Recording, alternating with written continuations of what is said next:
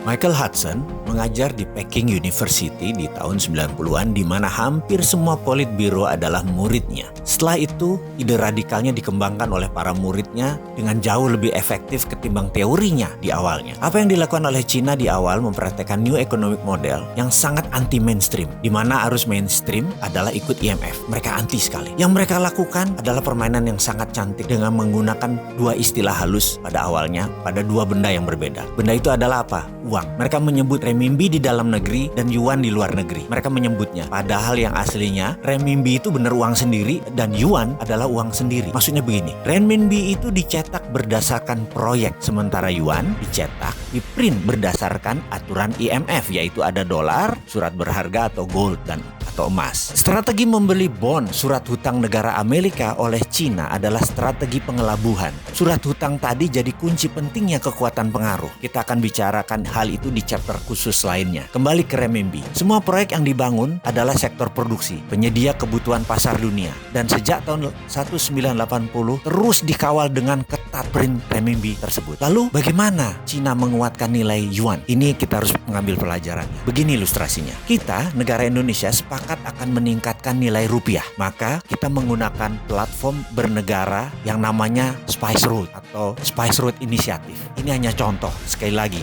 ngapunten loh ya, hanya supaya bisa mengerti aja. Inisiatif jalur rempah tadi punya strategi yang sama, yaitu punya rupiah biru yang dicetak berdasarkan proyek, sementara kita mempunyai rupiah merah yang berdasarkan aturan IMF. Lalu kita mencari proyek, kita kirimlah kaum lobbyis ke berbagai negara tetangga kita terutama, misalnya ke Papua Nugini. Di sana kita cari calon pemimpin baru dan kita harus mempunyai kaki dalam tanda petik di sekitar pemimpin baru tersebut. Kemudian ketika Perdana Menteri baru Papua Nugini tersebut dilantik, maka sarankan dia untuk membuat proyek yang banyak dan kalau bisa jangka panjang, seperti jalan tol, pelabuhan, bandara, buat dam, pengairan, juga power energy atau power plant untuk listrik. Kita akan biayai proyek mereka tersebut 100%. Katakanlah kita dapat proyek $100 billion dari Papua Nugini. Lalu rupiah biru dicetak berdasarkan proyek Papua Nugini tersebut. Semuanya 100% kita berikan pekerjaan tersebut ke pabrik di Indonesia. Teknologi Indonesia, uang Indonesia, dan bahkan mengerjakannya harus 100% orang Indonesia di Papua Nugini. Begitu proyek itu jadi, kita tinggalkan mereka dan mereka mulai menyicil dolarnya ke kita. Setiap dolar masuk, maka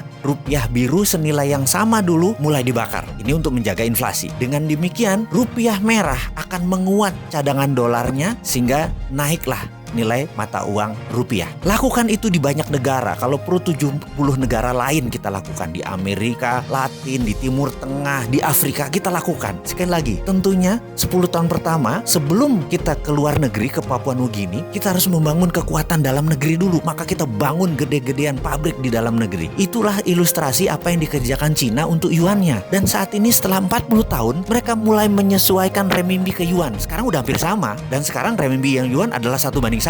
Bukan seperti dulu. Banyak negara sudah menjadi penambah kekuatan nilai yuan. Udah 70 negara. Untungnya Indonesia tidak kena program itu. Beda lah, Indonesia lebih pinter. Jadi itu urusan kita dengan Cina. Sekarang ke depan bagaimana? Kita sekarang mau meniru Cina. Gak apa-apa. Yuk cetak rupiah biru. Betul kan?